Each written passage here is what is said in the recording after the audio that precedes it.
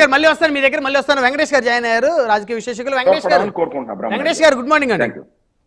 Good morning Brahmanaidu. So nominated పోస్టుల కోలాహలం మొదలైనట్టు కనపడతా ఉంది ఆంధ్రప్రదేశ్లో. సో కూటమి శ్రేణులు ఎవరికి అవకాశం ఉన్న మేర వారు లాబింగ్ చేసుకుంటా ఉన్నారు. అదేవిధంగా ఇది ప్రత్యేకంగా చూస్తే 1/3 ఆ రోజు నామినేటెడ్ పదవులు జనసేనకి ఇస్తామనేటువంటి కూటమి ఒప్పందం బహిరంగంగా ఏదైతే ప్రజల ముందు జనసేన కార్యకర్తల ముందు జరిగిందో, సో ఆ కార్యకర్తలు అందరూ కూడా వారి బయోడేటాని పార్టీ ఆఫీసులు కూడా సబ్మిట్ చేస్తున్న పరిస్థితి ఉంది. సో మొత్తానికి ఏ మేరకు వారికి ఆశించిన మేర అవకాశాలు రావచ్చని అనుకోవచ్చు? గతంలో కూడా నేను ఇదే విషయం మీద ఒకసారి నా అభిప్రాయాన్ని చెప్పాను. జనసేన పార్టీలో పనిచేసిన వాళ్ళకు ఉన్నటువంటి ఏకైక ఆశయం పవన్ కళ్యాణ్ గారిని వాళ్ళు అనుకున్నటువంటి సీట్లో చూడటమే వాళ్ళ యొక్క ఏకైక అభిప్రాయం. వాళ్ళ మోటివ్ అదే. వాళ్ళేదో నామినేటెడ్ పోస్టుల కోసమో లేకపోతే ఎమ్మెల్యే పదవుల కోసమో ఎమ్మెల్సీ పదవుల కోసమో ఏనాడు రాజకీయాలు చేసినటువంటి వ్యక్తులు కాదు. ఈ రోజు కూడా నా గట్ ఫీలింగ్ అదే. నాగేంద్ర అన్నయ్య లాంటి వాళ్ళు కానివ్వండి, రిమైనింగ్ చాలా మంది ఆ స్థాయి నాయకులు, ద్వితీయ శ్రేణి నాయకత్వం లేదా ప్రథమ శ్రేణి నాయకత్వంలో సీట్లు అడిగిన వాళ్ళు ఉన్నారు, ఆశావాహులు ఉన్నారు. ఈ పొత్తు క్రమంలో ఆ సీట్లు సాధించలేని పరిస్థితి. అలాగే నామినేటెడ్ పోస్టులు కూడా ఇప్పుడు మనం ఇందాక డిబేట్ నుంచి చూస్తున్నాం. ఏ పోస్ట్ అడగాలో కూడా వాళ్ళకు క్లారిటీ లేదు. వాళ్ళు రెండవది ఏంటంటే ఏ పోస్ట్ ఇచ్చినా కానీ చేసేటువంటి సమర్థత ఉన్న నాయకులు కోకొల్లలుగా ఉన్నారు. ఒకనొకప్పుడు కేవలం జనసేనలో నాయకత్వమే లేదు అని విమర్శించే స్థాయి నుంచి ఈరోజు వారు పోటీ చేసినటువంటి 21 స్థానాలకు సంబంధించి 21 మంది కూడా అసెంబ్లీలో అడుగు పెట్టడం మనం చూసాం. ఇది నిజంగా ఇది ఒక చరిత్ర. దీనిని మనం ఆసరాగా చేసుకుని ఇంకొక 50 పోస్టులు ఇచ్చినా ఖచ్చితంగా దాన్ని సమర్థవంతంగా నిర్వహించేటువంటి నాయకత్వం జనసేన పార్టీలో ఈరోజు ఉందనే నాలాంటి విశ్లేషకులందరూ కూడా అభిప్రాయపడారు.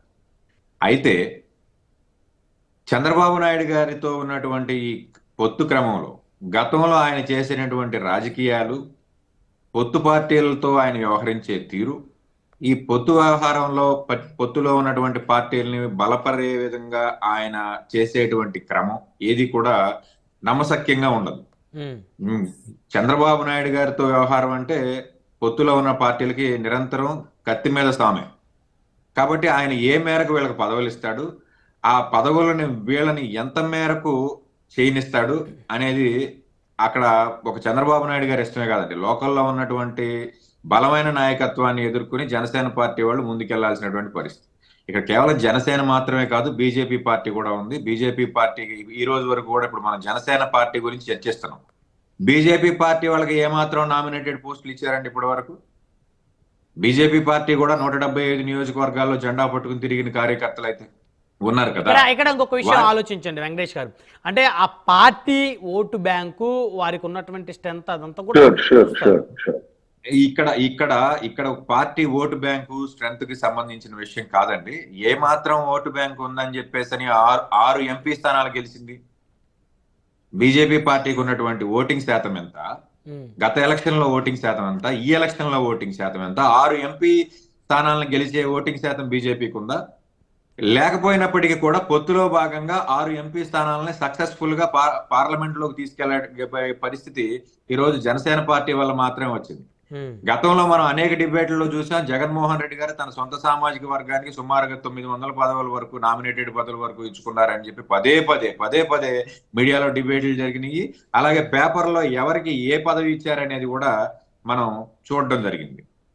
అయితే ఈ క్రమంలో జనసేన పార్టీ ప్రత్యేకంగా నాకు ఈ పదవి కావాలి, నాకు ఆ పదవి కావాలని ఆశావాహులు అడగటం కాదండి, వారిని గుర్తించి అధికారాన్ని తయారు చేసుకునే విధంగా నాయకత్వం ఉండాలి. కానీ నాగేంద్ర గారు మీకే పదవి కావాలి, లేకపోతే ఇంకో XYZ మీకేం పదవి కావాలని అడిగే పరిస్థితి కాదు.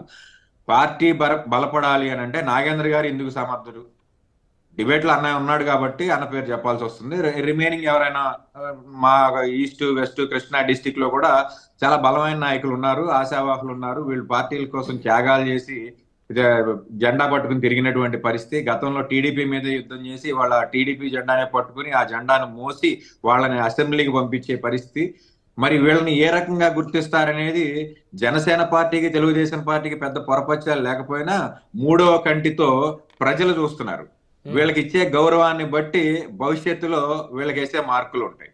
రెండోది నాయకత్వం ఏంటంటే ఇప్పుడు పలానా వ్యక్తి ఈ పదవికి సమర్థుడు అని చెప్పేసి గుర్తించాల్సిందే నాయకత్వమే, కానీ బోరగడ్డ శ్రీకాంత్ గారికి మీకు ఏ పదవి అడగలేదు కాబట్టి మీకు వదిలేస్తున్నాం, లేకపోతే మరొక నాయకుడు అని చెప్పేసి పేర్లు అనవసరం అయినప్పటికీ చెప్పాల్సి వస్తుంది, ఒకళ్ళిద్దరు పేర్లు చెప్పాల్సి వస్తుంది. ఇలాంటి వ్యక్తులను గుర్తించి నాయకత్వాన్ని, ద్వితీయ శ్రేణి నాయకత్వాన్ని ప్రథమ శ్రేణి నాయకత్వంగా తీసుకురావాల్సిన బాధ్యత పార్టీ మీదే ఉంటది. ఇది ఏ పార్టీ అయినా దీనికి ఏం అతిథులు కాదు. జనసేన పార్టీ అయినా, బీజేపీ పార్టీ అయినా, వైసీపీ పార్టీ అయినా నాయకత్వాన్ని గుర్తించి ఫైనల్ గా మీరు ఏమంటారు? పార్టీనే గుర్తించి వారి సామర్థ్యాన్ని బట్టి వారికి పదవులు ఇవ్వాలంటారు, అంతేనా? ఎందుకనంటే ఇప్పుడు పవన్ కళ్యాణ్ వెనకాల తిరిగే నాయకులు ఏమి పవన్ కళ్యాణ్ యొక్క సినిమా మేనియాని చూసో లేకపోతే ఆయన యొక్క పార్టీని చూసే రాజకీయంగా మనం సెటిల్ అయిపోదామని వచ్చే నాయకులు కాదండి. వాళ్ళ అన్నయ్య గారు ప్రజారాజ్యం పార్టీ పెట్టక ముందు నుంచి వాళ్ళ అన్నయ్య గారు సినిమాల్లో ఒక స్థాయి నాయకుడు అయిన దగ్గర నుంచి, లేకపోతే వీళ్ళు పుట్టిన దగ్గర నుంచి మెగా అభిమానులుగా తయారయ్యి మెగా అభిమానం అనే దానిలో నుంచే ఈ రోజు జనసేన పార్టీ నాయకులుగా వీళ్ళు మౌల్డ్ అయ్యారు తప్ప వీళ్ళది కొత్తగా వచ్చినటువంటి నాయకులు కాదు. తరతరాల నుంచి ఇప్పుడు నాగేంద్ర గారు అయితే సుమారు నాకు తెలిసినంత వరకు 40 సంవత్సరాల పైచీలకు మెగా అభిమానిగా ఉన్నారు. మరి ఇప్పుడు ఈ రోజు ఆయనకి ఏ పదవి ఇవ్వాలనేది నాగేంద్ర గారు చెప్పుకోవాల్సిన పరిస్థితి లేదు. ఇలాంటి వాళ్ళు నాకు తెలిసే 100 మంది ఉన్నారు విజయవాడ చుట్టుపక్కల ప్రాంతాల్లో. పార్టీ జనసేనలో మీరైనా జనసేన కాదు కదా, ఏమండి మీరు కూడా ఏమైనా ఆశిస్తున్నారా పార్టీలో చేరి ఏదైనా నామినేటెడ్ పదవి పొందాలని? సార్ మేము నామినేటెడ్ పోస్టే కావాలనుకుంటే గత ప్రభుత్వంలోనే తెచ్చుకునే వాళ్ళం. మేము రాజకీయాల కోసమో లేకపోతే రాజకీయ వ్యవహారాల కోసం మేము కూర్చునే వాళ్ళం కాదు. రైట్, ఆ పరిస్థితి